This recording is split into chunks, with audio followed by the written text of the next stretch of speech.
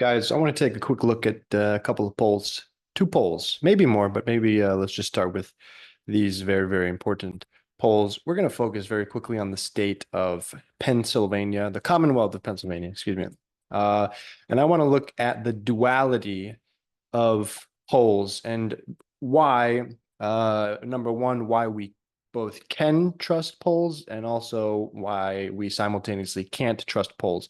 And it basically comes down to we just had released two polls from two different polling organizations, both polling in Pennsylvania, polling Pennsylvania voters, with the goal of uncovering who do people prefer. Do they prefer Harris or are they going to vote for Trump? And in one poll, we had Harris come out at +3, a solid 3 percentage point victory. But then simultaneously, we had Trump coming out at +2 in a completely different poll. Now, both of these are happening at relatively the same time, September 14th through 15th. We had a few days earlier for this one. And so you may be asking yourself, well, what's the deal here? Why do we have, polls happening at essentially the same time, same candidates, although you had a couple other choices in this, but it seems to have been negligible. People were not picking Oliver or Stein in this poll. So what gives? What is the reasoning for this 5 point gap? Well, there's different strategy when it comes to how people go and pursue their polling, who they call, how they reach them out, how they reach out to them, and how they frame their questioning. Uh, and that is, basically the long and short of it, right? So let's go ahead and click this Harris Trump poll from oopsie daisy from this particular pollster. Um, with 50 days until election day, Harris leads Trump 49 to 46 in Pennsylvania, statewide poll of 500 likely Pennsylvania voters. That's important. They're likely to vote in the election. Most important battleground state. Whoever wins Pennsylvania is likely to win the race. The poll found a wide gender gap, benefiting Harris, leading female voters 56 to 39, while Trump is leading by a slimmer margin amongst male voters, 53% to 41%. And Harris is edging Trump amongst independents, 43% to 38, which may be the most important uh, aspect there. Now let's go to the other poll. Let's look at insider advantage and find out what they found. Pennsylvania survey, Trump leads 50 to 48. And there's a Senate race there as well.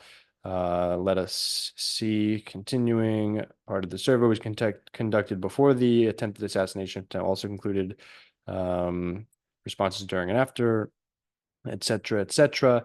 All right, so they kind of just give us sort of a carte blanche, they just sort of give us this big fat graph here and the results. Now, what you will find out, and I have the answer for us here, is that the reality is Insider Advantage, this outlet actually happens to be a Republican leaning pollster, or in that their strategy in doing their data is that they actually go and try to find the secret Trump vote that they think is out there.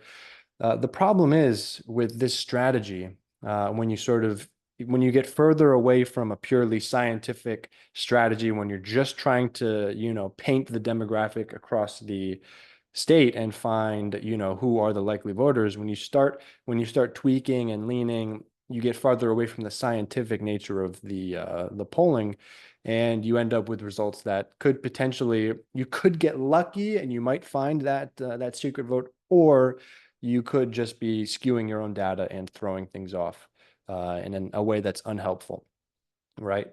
Um, so at the end of the day, you're going to believe the polls that you want to believe. Obviously, Trump's going to look at that and say, oh, wow, that's great. Look, I'm winning by 2, and that's phenomenal. It's fantastic. It's tremendous. We're winning in Pennsylvania very bigly. Others are going to look at the Suffolk University poll sponsored by USA Today, and they're going to say, well, no, look, Harris is doing much, much better.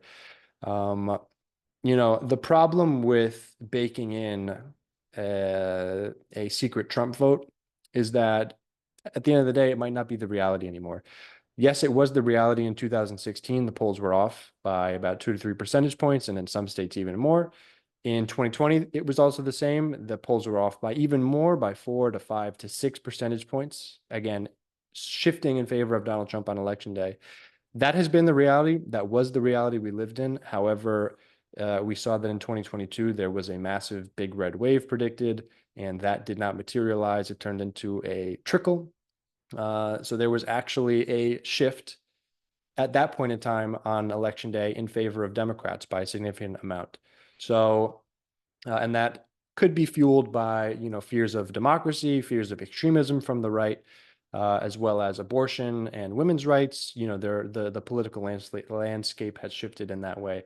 So we could, my personal feeling is that we will get a secret sort of surge from Trump voters on election day, but that it'll actually be canceled out by a secret surge from Democrats, fighting for these very rights that we just mentioned. So I think it will likely cancel out, and the results are going to look pretty much like the polling is highlighting, if not shift slightly in the Democrats' favor as it did in or on election day in 2022. So that's sort of my feeling on getting two polls out at the same time in Pennsylvania. Again, this will be the state that overwhelmingly likely will decide this election.